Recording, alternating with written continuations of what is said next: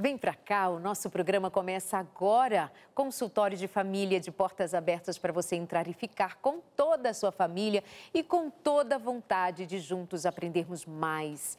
E hoje nós vamos tratar sobre as 4 áreas cruciais para um casamento feliz. Quais são as áreas que precisam ser atendidas de modo a que, como resultado, você tenha um casamento feliz? Nós falamos muito dos problemas dos casamentos e até mesmo quem não é casado olha de longe pensando, deve ser uma coisa horrorosa esse negócio de casamento. Lembre-se, porém, que casamento é ideia de Deus. Somos nós, com a nossa natureza, nossas demandas difíceis que dificultam um relacionamento que pede, sim, um jeito diferente na convivência, porque é ali que a gente abre mão, muitas vezes, do nosso egoísmo para dar lugar àquela parceria, comunhão, numa diversidade de experiências dentro do casamento que transborda para os filhos quando o casal quer ou pode ter filhos. E isso é uma construção muito bonita para a vida. Mas quais são mesmo as 4 áreas que precisam ser atendidas? Nós vamos conversar sobre isso com o terapeuta de família e também teólogo Manassés Queiroz, de volta aqui comigo no consultório. Bem-vindo mais uma vez. Muito obrigado, é um prazer imenso estar aqui novamente com você. Obrigada. E com o seu público tão lindo, né? Eles são os queridos, meus amados ali de casa, sempre com a gente. Manassés, e qual é a primeira área para que haja um casamento feliz, saudável, que precisa ser atendida? Ok, então são 4 áreas, como você disse, não é? É como uma cadeira com 4 pernas. Ok. Se faltar uma, cai. Então tem que estar bonitinho ali, né? Eu sempre avalio esses 4 aspectos ali no processo da avaliação de toda a dificuldade, todos os desafios que se apresentam ali na relação conjugal. Né? Eu tenho observado, Dalene, o seguinte, quando você entra num casamento, é claro que você leva a sua bagagem emocional. E nessa bagagem emocional, a pessoa pode levar também traumas, sabe? Experiências traumatizantes, memórias emocionais muito ruins do casamento dos pais. Então, já parte para um casamento com pelo menos 3 possibilidades de tipos de enfrentamentos. Tem o de hipercompensação, resignação e de fuga. Como é que é isso? De hipercompensação, a pessoa entra num casamento querendo dominar o outro, controlar o outro para fazer diferente do que viu em sua própria casa, sua família de origem. Então, acabam excedendo, acabam subjugando o outro, acabam criando sérias dificuldades para a relação conjugal. O outro modo de resignação, aquele que entra no casamento assim, cabeça baixa, dizendo, eu vou aguentar tudo, eu vou suportar tudo, eu vou lamber o chão, mas eu vou segurar o meu casamento. Resignação. Isso também é desadaptativo. E de fuga, sabe? Aquele que escutou um negócio e já sai. Não quer discutir relação, não quer conversar, não quer dialogar, não dialoga. E é comum no meu consultório eu receber casais que não conseguem conversar. Não consegue dialogar. E se insistir, pede o divórcio. Né? O modo de enfrentamento de fuga. Entende? Então, são 3 modos equivocados. Então, assim, quais são os 4 pontos, né? O primeiro, é necessário que a gente avalie com profundidade, com muita atenção, a integridade da saúde emocional e mental, porque isso está em jogo. O impacto disso é dramático na relação. Daqui a pouco a gente vai conversar sobre isso, né? Em segundo lugar, o aspecto da fidelidade. Isso envolve dinheiro, isso envolve... relações com terceiros, exato, incluindo família. Isso, envolve tudo isso, não é? O outro ponto é a afetividade saudável, positiva, bem construída. Olha, quantos cônjuges desnutridos afetivamente e partindo para a infidelidade. Está tudo interligado, né, Dalene? Tudo interligado, ok? É outro ponto muito importante, a afetividade, que existia num grau altíssimo antes de se casar. Se casou, atenção agora para o trabalho. Ou até pode vir uma crise depois dos filhos. Porque era o casal, casal, casal, casal. Agora, depois do primeiro filho, é o filho, filho, filho, filho. Cadê o casal? Não tem mais casal, é o filho agora. E a afetividade do casal, essa nutrição afetiva, acabou. Aí acabam entrando em crise também. E a última, Darleide, a última não é menos importante, ok? Talvez seja a mais importante, é a espiritualidade. A espiritualidade. Isso aqui, temos algumas coisas especiais para a gente poder ver com isso daqui. Então, são essas 4 pernas. Eu avalio um casal analisando esses 4 aspectos. Muito bem, então vamos retomar, lembrar saúde mental do casal, nós vamos tratar disso agora, qual é a importância da saúde mental do casal. Eu vi recentemente um vídeo em que estavam 2 policiais fazendo uma refeição, fardados, ou seja, era o horário do almoço deles, mas no tempo de serviço. E chegou a mulher de um deles, filmando já de longe, entrou no recinto onde eles estavam fazendo uma refeição, e ela filmando e dizendo, te procurei em todos os restaurantes, e ele, eu não acredito que você está me fazendo passar essa vergonha, ou seja, alguém que sai caçando o marido, e eu ficava justamente ali pensando, qual é a qualidade da saúde mental do casal, né? Aquela mulher que vai em busca desse homem filmando, como se ele estivesse fazendo algo de errado, a gente não sabe os bastidores daquilo, mas naquele momento eu pensei, como em muitas outras vezes, qual é a qualidade da saúde mental desse casal que está junto nesse nível de desinteligência, né? Hipercompensando. É um modo de enfrentamento desadaptativo. Isso não colabora. Bom, aí você deve estar pensando em outros casos, você talvez esteja pensando no seu caso, o que a gente pode entender daí da qualidade da saúde mental do casal, mas cada um precisa dar conta de si, não é? A afetividade do casal, a afetividade saudável, uma outra área que nós vamos atender, credibilidade e confiança, aqui vai entrar a fidelidade e a espiritualidade. Podemos então discorrer melhor sobre a primeira área, Manassés? Sim. Então, olha só, quando eu recebo um casal, eu dialogo, a gente procura verificar a história, quais são os fatores que fizeram com que esse casal se unisse, etc. Mas eu vou observando o comportamento e levantando algumas hipóteses. E é comum eu encontrar o seguinte, aspectos de TDAH, entende? O transtorno, né, da desatenção, da falta de atenção com hiperatividade, entende? Quando nós temos pelo menos um cônjuge com TDAH, é uma relação especial. Ela tem que ser tratada de uma forma diferente, porque o TDAH ele tem a área executiva cerebral com alguns comprometimentos. Então, ela vai ter uma série de comportamentos que o outro pode olhar e dizer, eu não suporto isso, eu não aguento. Ele é muito atrasado, ele é muito exagerado, ele trabalha demais, ela se esquece, toda hora se esquece, eu tenho que correr atrás porque é panela no fogo, se esquece, quantas vezes já bateu o carro, meu Deus do céu, ela é muito avoada, não dou conta disso, etc. Pode causar um problema muito sério, entende? Então, assim, a falta de informação faz com que não haja o acolhimento e o respeito ao perfil desta pessoa, entende? Então, precisamos avaliar isso. Por exemplo, eu costumo também encontrar pessoas com espectro autista, entende? Essa relação vai ser diferente. Vai. E aí você vê mais ou menos uma pessoa dizendo assim, mas ele não gosta que eu toque nele. Ele é muito hiperfocado, ele fica, sabe, ele não dialoga, e tem momentos de que ele entra em crise, e tal, o que é isso? Eu não consigo entender, ele é muito estranho, muito esquisito, muito antissocial, eu não dou conta disso, meu Deus do céu, o que está acontecendo? Entende isso? Por quê? Porque a pessoa neurotípica, que não tem esses aspectos, né, essas características,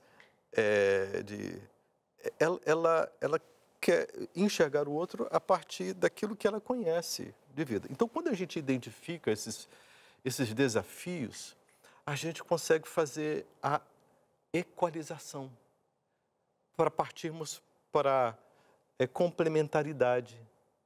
Entende? Então, esse cérebro funciona de uma forma muito diferente de como funciona o outro cérebro. Entende? Isso aqui não é uma questão simplesmente de espiritualidade. E aqui nem é uma se questão ama. E nem também se ama física, ou não ama. mental. E nem se ama ou não se ama. Cada um tem a sua linguagem. Sua subjetividade. Sua subjetividade. Isso precisa ser compreendido, acolhido e bem interpretado. Existem outras dificuldades, né? Com pessoas com depressão e meu casamento acabou. Ele não me ama mais. Olha só o comportamento dele, não me ama mais. E, de repente, ele está com depressão, transtorno de humor. Sério, muito sério. Mas esse cônjuge aqui não conseguiu identificar, não conseguiu perceber isso. Entende? Às vezes está com um transtorno de adaptação, está com borderline, e tem um transtorno, né, de personalidade limítrofe. Tem o transtorno de narcisismo, isso é um capítulo à parte. É um programa só para isso, entende? Uma demanda muito especial, tá certo? Então tem uma série de aspectos. Tem um transtorno explosivo, intermitente. Ficou nervoso, quebra tudo e pá, aquela coisa toda. 5 minutos depois está arrependido, rastejando no chão, implorando pelo perdão. 5 minutos depois, se acontecer outra coisa, explode de novo, quebra mais um tanto de coisa dentro de casa. Isso é um transtorno explosivo intermitente, tem que ser tratado. Entende? Então, assim, transtorno de estresse pós-traumático. Então, tem uma série de aspectos que precisam serem avaliados. Lidar com o casal não é simplesmente você sentar e dar conselhos.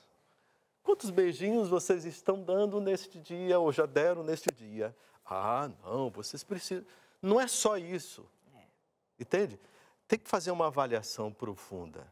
A minha competência como terapeuta de casal não é dar o diagnóstico, mas é levantar as hipóteses. Aí eu encaminho para neurologista, psiquiátrico, ou psiquiatra, já do nosso consultório mesmo. E a gente faz um trabalho multidisciplinar, o que é importantíssimo. É uma perna muito importante desta cadeira. Inclusive, o trabalho de levar ao indivíduo com, vamos chamar, um diagnóstico, ou em vias de se fazer um diagnóstico, na pesquisa disso, na identificação disso, que também seja levado à compreensão da sua participação nessa construção de um casamento especial. Né? Exato. Tem o casamento ideal, tem o casamento romantizado, tem o casamento felizes para sempre, mas tem um dia a dia bastante exigente, bastante duro, que para alguns casos, em especial quando há dificuldades, transtornos emocionais, mentais, quando há necessidade de uma intervenção médica, psiquiátrica, terapêutica, nós vamos chamar isso de uma relação especial.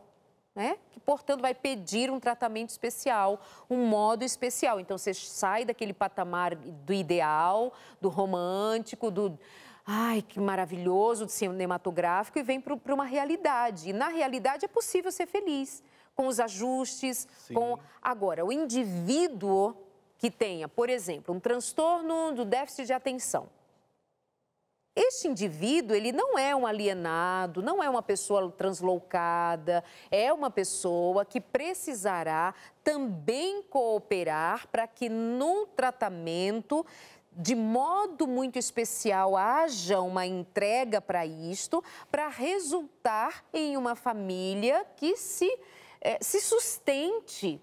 Por que eu digo isso? Porque há muitas vezes uma responsabilização do outro para aprender a lidar com este que não coopera com aquele para que juntos façam com que prospere. Porque senão você exige demais da saúde mental de um, coisa que ele pode vir a se esgotar. E o outro não coopera, Manassés. O outro não vai para terapia. O outro não vai ao psiquiatra, não toma medicação, não coopera. Então, é demais exigir que a saúde mental de um sustente a de dois. Não é possível. Porque o amor eros, ele exige complementaridade, contrapartida, equivalência, ações em conjunto, mútuas, no mesmo nível, exige um trabalho feito ali em parceria. E não é um carregando o outro. Amor eros, ele não se sustenta sem o amor filos, filéu, ágape, etc. Pode ser. Mas o amor eros, entre homem e mulher, não se sustenta. Entende? Eu quero até chamar atenção para um detalhe aqui. Entrei numa consulta e um cidadão disse assim, me separei da minha esposa. Eu disse, qual foi o motivo? Eu descobri algo muito importante. O que foi que você descobriu? Ela é narcisista. Ah, ela é narcisista? Tá. E como foi esse diagnóstico? Quem que diagnosticou isso? Não, eu assisti vários vídeos na internet e me informei e peguei logo. Ela é narcisista. E narcisista a gente tem que cair fora, não é mesmo? Não é verdade? Eu disse, espera um pouquinho, deixa eu te fazer algumas perguntas. Ela age assim, assim, assim, assim, assim, assim, assim? Não. E assim, assim, assim, também não. E assim, assim, assim, também não. Ó, vamos conversar um pouquinho mais sobre isso. A sua esposa, ela não tem esse transtorno narcisista nesse nível que você está se referindo. Não, mas como? Já te fiz várias perguntas. E ela não tem a presença daquilo que é mais importante dentro desse transtorno. Sério? Então, como é que eu fico agora? Volte para casa, filho. Fez o apelo do pastor Bulhão. Volta para casa. Ele voltou para casa, se acertou com a esposa e está tudo certo. Que bom! Olha só, o pessoal começa a querer fazer diagnósticos. Assistindo vídeos, não, mas é o psiquiatra que está falando. Ok, mas a sua o diagnóstico é algo muito mais profundo e consistente. Individualizado. Individualizado, e você não tem competência técnica para isso. Eu que sou terapeuta, eu trabalho com hipóteses que precisam serem checadas, avaliadas, descartadas ou não, com o profissional adequado. E você, marido, já está, porque assistiu alguns vídeos e já disse, ok, é narcisista, estou caindo fora. Não, calma aí. Olha só, tem gente saindo do casamento por causa de vídeos na internet e lidando de uma forma incorreta com algumas informações que são até corretas, mas estão lidando de uma maneira equivocada. Porque ao você se deparar com um tema, ele está sempre posto num programa de televisão, até mesmo numa palestra, pode ser na sua igreja, o que é dito ali em 45 minutos, 1 hora, é uma explanação geral, mas leve em consideração a sua história em particular com as suas especificidades que precisam ser cuidadas individualmente. Diagnóstico não se faz no atacado. Senão, o psiquiatra só deixaria com a secretária lá fora, olha, faz essa anamnese aqui, essas perguntas, se der X, então manda para casa com esse receituário. Não é o caso, né? Então, vamos levar isso em conta sempre. Tratamos, então, da saúde mental. Saúde mental do casal. Muito importante, senão a gente não avança no tratamento com o casal. A gente está cuidando do casal aqui, né? Estamos observando e tal. Esse é um ponto fundamental. Manassés, você é um homem, assim, muito dedicado ao espiritual. É algo que, assim, é do seu movimento, é o espiritual. O que dizer quando alguém compreende assim, eu não vou procurar ajuda porque eu não sou louco, vai você, que você é louca, você que tem problema, eu não tenho problema. O que revelam frases ou essa postura assim? O que revela, o que diz? Porque alguém pode dizer assim, meu terapeuta é Deus, meu psicólogo é Deus, você que é louca. Isso já falta um tanto de Deus ali, né? Faz parte do transtorno. Faz parte do transtorno. Por exemplo, o bipolar pode ter esta característica de rejeição a um tratamento que vai revelar o contexto dele, que pode colocá-lo numa condição desfavorável diante da relação. E ele quer continuar fazendo o que ele faz. Então, assim, alguns transtornos podem realmente inviabilizar uma relação conjugal. Exato. Entende? Por exemplo, um TDAH com um autista com altas habilidades. A associação desses três. Uau! Entende? Isso pode causar realmente uma dificuldade gigantesca. Eu tratei de um cidadão com transtorno esquizoide, com altas habilidades e ele era TEA também, né? Autista, ok? Uma associação. Na mente dele, a mente dele não tem espaço, não concebe essa experiência tão invasiva no ponto de vista dessa estrutura mental, né? De ter alguém, estar casado com alguém. E de ter uma convivência tão íntima. É algo insuportável para essa mente. E não é um problema espiritual. Não é. É um problema neurológico. É uma estrutura neural. Entende? Então, nem sempre são problemas emocionais. Pode ser uma característica neurológica, um aspecto neural do indivíduo. Nem sempre emocional. Então, por isso que a gente tem que analisar as pessoas de uma forma técnica e um pouco mais aberta para a gente não estigmatizar. Não, esse problema é espiritual, esse problema é emocional. Muitas vezes não é nem espiritual e nem emocional, mas é uma característica neurológica que a maior parte das pessoas considera como não sendo normal. Mas é algo da estrutura daquele indivíduo e que não vai mudar. E em qual estrutura está posto o indivíduo que, se é nessa mesma estrutura, de se esquivar para responsabilizar o outro? Que é justamente aquela fala assim, eu não sou louco, eu não preciso de terapia, eu não preciso de ajuda, você que é errado, você que é louco, você é a louca da história. Isso já é o transtorno. Isso já é um transtorno. Já é um transtorno. Sim. Já revela um indivíduo... A condição patológica. Fugindo da realidade. Isso é o transtorno. Agora, podem haver aspectos espirituais associados? Sim. Pode. O inimigo de Deus, nós estamos num grande conflito, né, Dalete? O inimigo de Deus, ele tenta tirar proveito de tudo. Mas nem é disso que estamos tratando, né? Nós estamos tratando de saúde mental por si só em primeiro lugar. E aí a gente vai entrar no aspecto espiritual logo mais. Sim. E isso é importante, sim. Mas nesse momento, a chave é saúde mental. Tem capacidade de conscientemente se ver nessa relação, também responsável por ela, e não tendo essa condição, se abre para um cuidado. Tem gente que não se deixa ser cuidado, Manassés. Por exemplo, alguém com um transtorno explosivo intermitente. Que não se deixa ser cuidado. Não se deixa. Essa pessoa inviabiliza o casamento. O outro vai ter a sua integridade física ameaçada. Você entende? E uma parcela muito importante da população brasileira tem esse tipo de transtorno. Entende? O TEI. Então, a gente precisa olhar o casamento.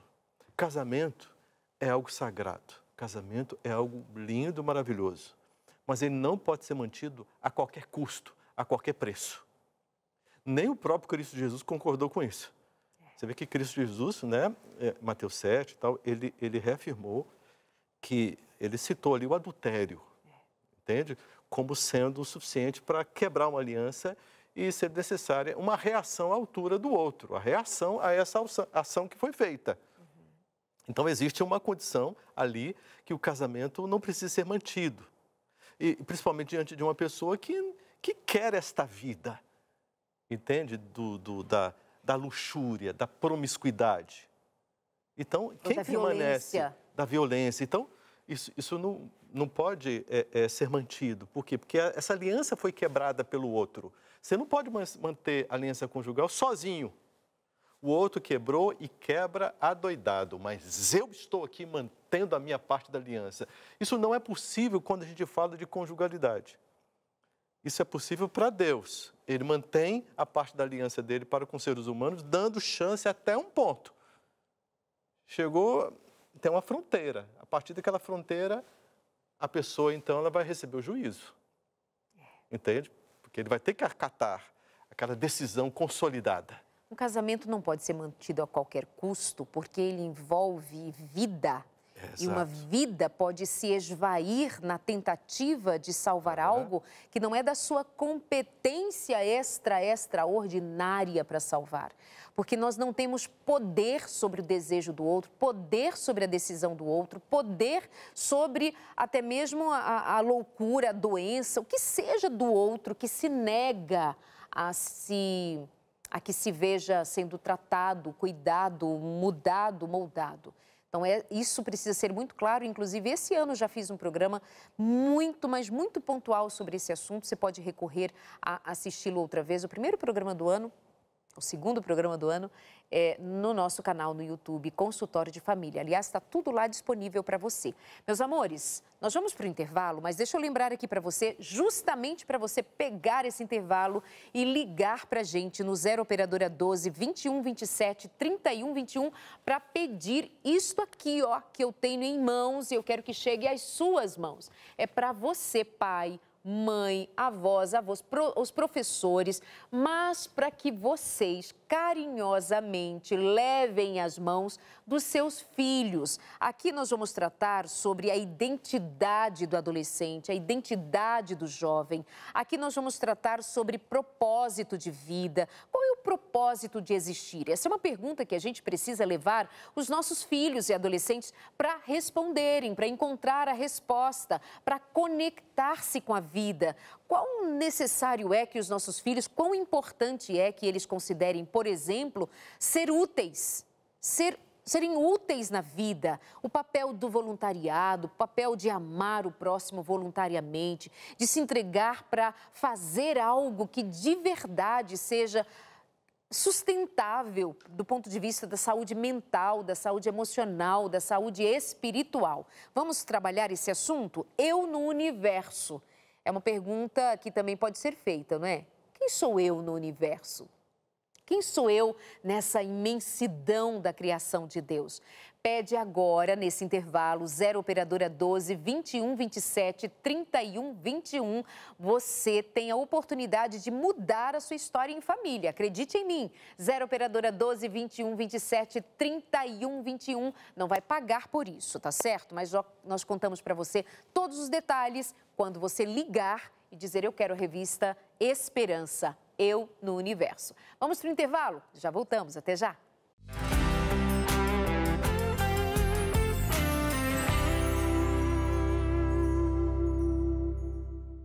O que é que a gente faz para um casamento dar certo? Atende às necessidades de um casamento feliz. Mas como fazer isto? Investigando quais são as áreas da vida conjugal que precisam ser atendidas. Algumas delas possivelmente estejam relegadas. Não tenho tempo, não prestei atenção, não deu certo, não dei conta. Vamos lá? Tratamos inicialmente já no programa de hoje sobre a necessidade do cuidado com a saúde mental do casal. Casal, ó, cabecinha no lugar. E agora nós vamos falar sobre a afetividade saudável. Do que estamos falando? Quem responde para a gente é Manassés Queiroz, meu convidado de hoje, teólogo e terapeuta de família. Vamos falar sobre a afetividade do casal? Como é que ela se expressa? Do que nós estamos falando precisamente? Olha só, eu queria até, pensei aqui em trazer esse texto aqui, ó, Efésios 5, um clássico, né? 22, mulheres sejam submissas ao seu marido, né?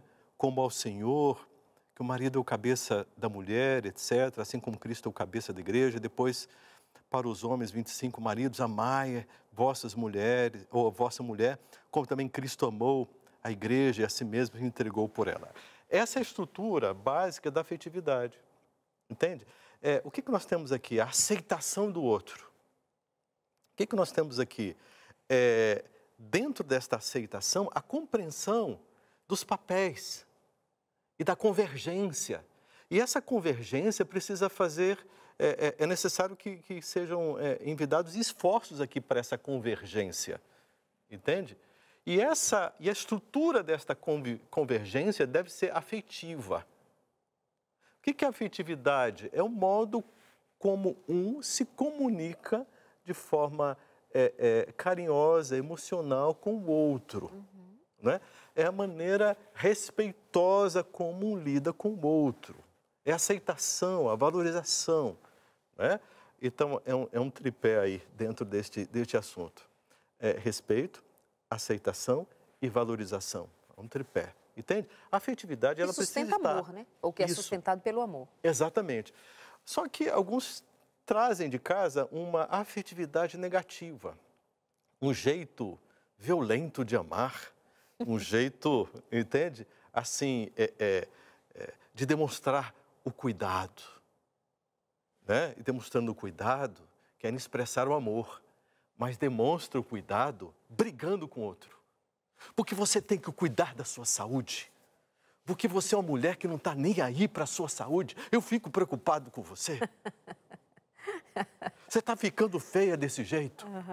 Eu sou marido. Eu sou marido que se preocupa. Eu estou me preocupando com você. Eu quero seu bem-estar, porque eu te amo. Imagina se não amasse. Imagina se não amasse. Então, assim, tem um jeito desengonçado de expressar afetividade que não vai ser compreendida. Vai ser interpretado como uma grosseria. No mínimo. Entende? Então, o outro precisa observar isso, olhar para o histórico dele, para a família, e dizer, meu marido tem um jeitão. Eu já tinha observado esse jeitão, mas ignorei o jeitão. Agora, dentro do casamento, esse jeitão tá... Me sufocando. Então, o que eu faço? Saio do casamento? Não. O que eu faço agora? Eu tenho que aprender a desenvolver uma comunicação com ele, para ele entender que existe uma outra forma de expressar esta afetividade, este carinho dele. Não é só me dando bronca. Isso é um padrão que ele foi desenvolvido, porque os pais demonstraram amor por ele só dando bronca. Então, para ele cuidar e amar é dar bronca. E agora ele tem uma mulher, vou dar bronca nessa mulher, porque eu quero o melhor para ela, eu a amo. E há mulheres que fazem isso também. Também. Mãezona, briguenta. Briguenta, e pega no pé. Eu acompanhava um podcast que tem como proposta saber da saúde mental dos artistas, de pessoas assim, de nomes famosos. E aquele entrevistador leva aquelas pessoas ali para que elas falem de si, dos seus transtornos, relacionamentos e tal. Mais do que da carreira e essas coisas. E aí eu vi numa dessas entrevistas, justamente sobre casamento, uma apresentadora que já teve alguns casamentos. E ela mesma diz, namoradeira e tal. E aí me chamou muita atenção quando ela diz assim, que muitos desses relacionamentos não davam certo porque a grande dificuldade é decidir quem vai mandar nesse negócio. Quem é que vai mandar? Ok, nós estamos juntos. Padrão de competitividade da relação. Ela diz explicitamente isso. Quem é que vai mandar? Então, com isso é que há o desgaste da relação e aí não dá mais, né? Então, eu fiquei pensando nisso e, portanto, trago aqui justamente nesse momento para fazer-nos pensar sobre quão importante é que haja esse encaixe, né, segundo esse planejamento. A palavra submissão propõe o quê? Propõe o quê? A mulher abaixo do marido? Não. Então, acima do marido? Também não. Então, em que lugar? O que significa? Do grego, essa palavra é upotássio, do grego, que significa estar ao lado.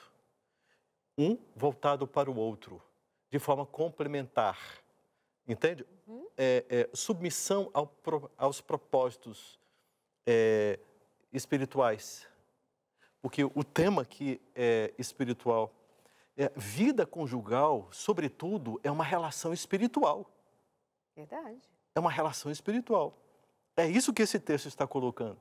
Então, a submissão a este propósito espiritual. Esse cabeça aqui da mulher é o sacerdote que chama para o culto, que chama para a oração, que chama para a adoração e o louvor, que convoca os filhos. É este cidadão aqui, cheio do Espírito Santo, porque ele tem a sua busca espiritual, já estamos falando da parte espiritual. Sim. É esse cidadão aqui que está envolvido num processo e esta esposa, ela é auxiliadora, potencializadora das ações sacerdotais deste marido. Sobretudo, é uma relação espiritual. Exatamente. Quando você disse que a relação conjugal ela é, sobretudo, espiritual, é justamente aí que muitos se perdem, né? Entra nessa competição. Padrão vertical inadequado, não é bíblico. Padrão bíblico é horizontal. Então, agora nós estamos falando de uma área importante da vida do casal, que é a espiritual também, né? Sim. E que, vejam, quando nós temos uma espiritualidade saudável, isso se mostra, isso se revela nas demais áreas da vida. Porque, veja, quando eu estou afinado espiritualmente, submisso ao Espírito de Deus, à palavra de Deus, quando eu busco a Deus de verdade, isso vai aparecer no meu modo de falar, isso vai aparecer no meu modo de me conduzir. Na atitude mental de fidelidade, que é a outra perna dessa cadeira. Sim. Então, ela vai ser sempre central, né? Sim. E é alguma coisa que a gente, às vezes, deixa ali para ser religião um dia na semana para ir na igreja. A gente precisa repensar isso aí, porque ela não está de todo, aliás, de modo adequado. Mas vamos tratar um pouquinho mais sobre a afetividade do casal. Como é que ela se expressa, Manassés? Olha só, cada um tem uma linguagem do amor, não é? Então eu preciso entender qual é essa linguagem do amor e eu preciso entender também qual é a linguagem do amor do outro, né?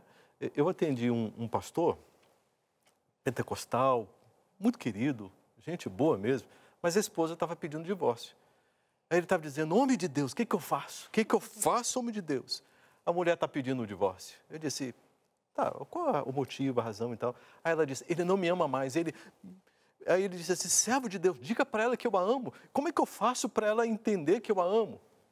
Aí eu perguntei para ela, como que ele expressa o amor dele por você, você não percebe isso e tal, como que funciona e tal? Aí ela começou a me explicar. Aí eu peguei o fio da meada. Acontece o seguinte, que a linguagem de amor dela era visual. Ela queria ver um homem agindo, atuando, fazendo e se envolvendo, e ele nem tinha tempo para isso, cuidava de várias igrejas. Ela não queria ver um homem falando, e ele falava muito. Então ela, né, uma atitude mental muito focada no visual, na compreensão do amor, e ele no auditivo. E a coisa não estava batendo. Quando eu expliquei para ele onde é que ele deveria trabalhar estrategicamente, em que ponto, ele mudou de ação, salvou o casamento. Agora ela se sente amada, não quer mais se divorciar. Ela se sente amada. Então a afetividade passa por essa compreensão. Então não pode ser assim, é o meu jeito. É o meu jeito, você tem que aceitar o meu jeito. Não, calma aí. Qual é o jeito do outro? Que linguagem o outro entende? Como ele se sente amado? Como se sente amada? Deixa eu me aproximar, deixa eu me comunicar, deixa eu fazer um movimento, né? De convergência. Eu também penso, Manassés e meus queridos, que quando nós tratamos assim, a linguagem do amor, qual é a linguagem do amor do outro, né? A linguagem do amor do outro. Sinceramente, pode ser a linguagem que for. Você nunca expressa em palavras o apreço que você tem pelo outro? A linguagem do amor é o do serviço. Tá bem, mas nunca aparece em palavra? Ou, não, minha linguagem do amor são palavras de afirmação. Mas você nunca expressa isso também em servir? Na atitude prática de presentear, de fazer algo em casa, em conjunto, para aliviar aquilo que é do dia a dia do outro fazer.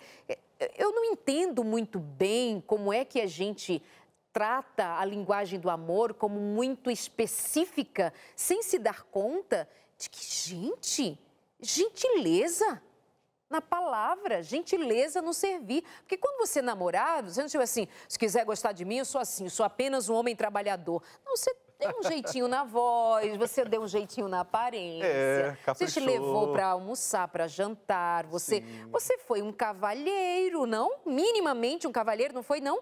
Casou aí com o quê? Uma criatura do pântano, pegou por no acaso, laço, pegou no laço. Não é possível. Então, desde que surgiu essa nossa compreensão, que eu acho assim belíssima, digníssima, das linguagens do amor, parece que a gente categorizou e a gente assim, né? Como é necessário dizer, pergunta para o outro, como é que o outro gosta. Mas, pelo amor de Deus, todo mundo gosta de ouvir uma palavra elogiosa. Todo mundo gosta de que se faça uma gentileza quando você nem esperava, trouxe um copo com água, fez um chá, fez um carinho. Não, meu amor, eu vou lavar a louça para você, querida. E põe a sua esposa para... Se todo mundo entende esse tipo de linguagem, qualquer língua no mundo, em qualquer nação do universo, não é possível. É só para fazer aqui essa pontuação, senão assim fica assim, qual é a minha linguagem do amor? A linguagem do amor, ama de tudo quanto é jeito para ver se dá certo, que dá. Né? Se amar de todos os jeitos. Jesus falou. Jesus amou com a palavra? Amou. Sim. Jesus amou com a atitude? Amou. Sim. Com o serviço?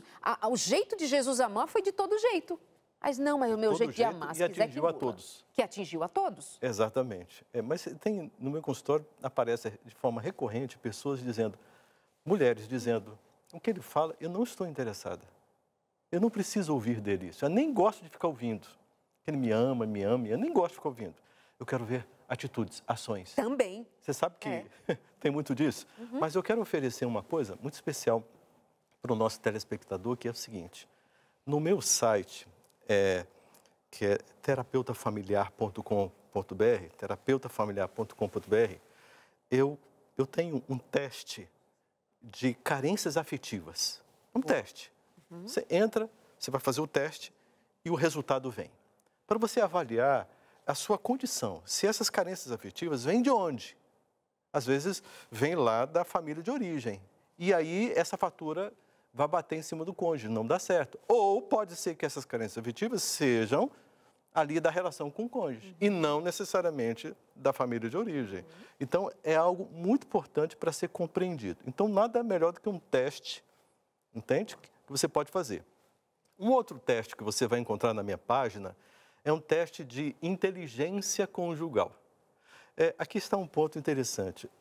Depois de tantos anos cuidando de casais, eu comecei a observar que há uma inteligência específica nesta área da conjugalidade. E foi por isso que eu escrevi um livro, que se chama Inteligência Conjugal. Uhum. E o meu livro, né, você pode encontrar lá. Mas primeiro, vá lá no teste, para você verificar a sua inteligência conjugal, porque dentro do tema da inteligência conjugal é o desenvolvimento de todas as habilidades necessárias para você conseguir dar conta das demandas da sua conjugalidade. E isso é muito, muito especial. Muito bem. Falamos um pouquinho sobre credibilidade, confiança ou fidelidade? Sim, fidelidade, né? Fidelidade. Eu encontro muitos casais que um não acredita mais no outro. Não acredita. Porque não foi confiável, né? Não foi confiável.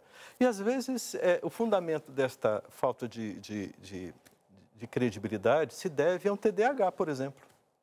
Entende? Uhum. A pessoa, ela promete, ela faz e tal, mas ela não tem um sistema executivo cerebral 100% para garantir aquilo. E ela se atrapalha. E não é algo, assim, que é de um caráter deformado. Entende? Que precisa ser corrigido. Mas é algo, sabe, da falta de condição mesmo. O problema aí é neurológico, não é comportamental. Se reflete o comportamental, mas a origem é neurológica, entende? Então, esses aspectos precisam serem vistos também. Mas, olha, falar a verdade, custe o que custar. Por que as pessoas mentem? Porque lá na infância, ela mentia para escapar do problemão que poderia ser, né? Poderia ser espancada, poderia ficar de castigo, poderia ser privada de qualquer coisa, poderia, né? E ela lançou a primeira mentira, colou. Os pais embarcaram. Aí começaram a mentir e surgiu o vício da mentira. Agora, dentro do casamento, mentem compulsivamente, como se fosse a coisa mais natural do mundo, mais normal do mundo. E aí o que vai comprometer a credibilidade. Sendo um vício emocional, isso precisa ser tratado. Se não for tratado, não tem casamento que fique em pé. E pensar que não existe terreno mais fértil para desenvolver vícios emocionais, vícios, enfim, como o vício da mentira, do que a própria natureza humana. Porque nossa natureza tende para o mal. mentiras, né? Então, a maldade da natureza humana é terreno propício para desenvolver esse tipo de coisa. E se não houver freio, se não houver alinhamento ali nos primeiros anos com os pais, orientação, o limite, o ensino, a formação, esse indivíduo cresce, né, a cultura solta, cultura da carne solta, para então chegar a esse lugar. E dizer isso é também considerar o que nós estamos, que oportunidades nós estamos dando para fluir em nós essa demanda do mal em nós. A infidelidade tem sido algo assim, cada vez mais escrachado. A infidelidade tem sido algo assim, eu diria até que nutrido. Eu tenho encontrado muitos homens viciados em adultério. O que é o vício do adultério? Só faz sentido se estiver casado. Por quê? Porque querem viver aquela emoção e tal, escondido. Eu tenho uma mulher que não pode descobrir, e aquela coisa toda, etc. Eles são viciados nisso. Essa dopamina toda que vem e tal. Quando eles perdem a esposa, por causa da infidelidade, aí eles se humilham, se rastejam, perdem perdão e faz mil juras de amor, aí reconquistam. Quando traz de volta, aí passa um pouquinho e tal, e já começa de novo. Porque são viciados. Esses homens precisam serem tratados. Quando eles aceitam o tratamento, pela graça de Deus, a vitória. Quando eles não aceitam, aí não tem o que fazer. E isso é um trabalho muito gigantesco. Perdão. Especialmente porque há muita tentação. Outro dia um homem me dizia assim, um destes casos de vício em trair. Ele traía, mas assim, chega um momento que ele diz, chega, eu quero meu casamento, eu quero minha família, eu preciso de ajuda. E aí, enquanto conversava com ele, ele me dizia, Darleide, eu estou neste tempo em abstinência, mas quantas mulheres vêm ao meu trabalho, ele tem uma loja, enfim, e aí quantas mulheres vêm e elas vêm dizer para marcar encontro. E são mulheres casadas também, são mulheres com família também. Ou seja, nós estamos numa situação muito grave. Muito grave. Então, ao dizer de auxiliar estas pessoas, precisa ser um auxílio, mas assim, com muita diligência. Tem pessoas que são irrecuperáveis? Sim. Tem pessoas que são recuperáveis? Sim. Tá. Qual a diferença? A diferença é que o irrecuperável é aquele que não quer se recuperar. Porque se ele quisesse, e a partir do momento que ele quiser, ele pode ser recuperado. Entende? Exatamente. Esse é o ponto. Vamos então nos adiantar para... Se bem que a próxima, nós já tocamos bastante nela, que é sobre a espiritualidade. Sim. Então, eu vou dizer assim, o que mais você quer dizer sobre o tema, né, e a área da credibilidade, confiança e conjugalidade? Tem alguma coisa que ficou de fora? Olha, a área financeira, por exemplo. Financeira. Né? Tem maridos que tomam decisões e são individualistas. Na verdade, eles são solteiros dentro do casamento. Tem uma conduta de solteiro. O dinheiro é meu. Eu que ganhei, eu faço dele o que eu quiser. Preciso te dar satisfação. Eu decido, eu compro, eu vendo, eu faço o que eu quiser. É um solteiro dentro do casamento. Isso não é possível. Isso machuca a aliança conjugal. Isso humilha o cônjuge. Então, essas atitudes de solteiro dentro do casamento é inadequado. Isso é infidelidade conjugal. Você se casou, agora são dois. Exato. Que representam a sua carne. Devem compartilhar, devem trocar ideias, fechar consenso nas decisões. Não é do jeito que você quer. Isso foi quando você era solteiro. Agora você é casado. Então, fidelidade é algo muito abrangente, muito amplo. Passa pela área econômica, passa pela educação com os filhos. Entende? A sua esposa está educando os filhos e você deseducando. Isso é infidelidade. Você desmoralizando a figura feminina diante dos filhos, ou desmoralizando a figura masculina diante dos filhos. Uma figura masculina desmoralizada são filhos que não vão amar a Deus, terão uma visão distorcida de Deus. E essa credibilidade, né, Manassés, também passa por você saber que pode contar com o outro. Sim. Há casais em que um não consegue contar com o outro, não consegue confiar que o outro vai estar ali para ser ombro, para ser parceiro, para ser amigo. Sim. São aqueles casais em que a gente vê que tem medo entre um e o outro, tem medo, não conta, não abre, não se abre, porque não encontra no outro essa credibilidade de ser confiável. E eu digo em todos os sentidos, né? Eu não sei se eu posso confiar ao meu marido que eu fui a um médico e ele disse que eu estou com depressão. Porque ele vai dizer que isso é loucura, que isso é besteira. Isso é besteira, nada a ver. Então não tem credibilidade para ser parceiro. Ou uma mulher que também não entende a necessidade de esse homem em algum momento demonstrar fragilidade. Vocês também precisamos reconhecer que vocês não são super-homens, super-heróis, super-poderosos, né? Que também são vulneráveis, que também choram, que também sentem, que também ficam com depressão, também têm ansiedade, também precisa de médicos. Então, quando não há essa parceria, essa compreensão, há essa falta de credibilidade de que esse casamento sustente a necessidade um do outro, né? Primeira coisa, o casal precisa entender o que significa isso, para poder se enxergarem diante desta perspectiva. Em segundo lugar, eles precisam estarem dispostos a viverem agora a experiência da reconstrução da credibilidade. É possível reconstruir? Sim. Mas tem que ser conduzido, orientado, acompanhado. Não é um processo que ocorre assim, simplesmente por uma decisão. A partir de agora, eu volto a confiar. Não. É algo que precisa ser reconquistado, reconstruído. E é um processo de muita paciência. E o fruto do Espírito precisa estar presente. A ação de Deus ali nessa vida. É isso mesmo.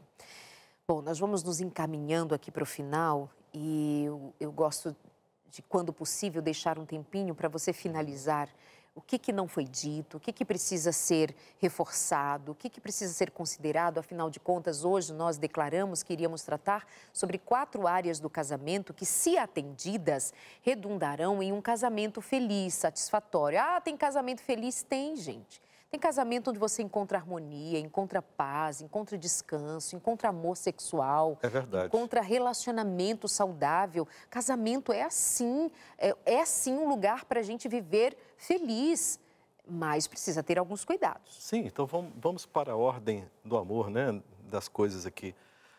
Primeiro, o cônjuge e Deus. Ele é a prioridade.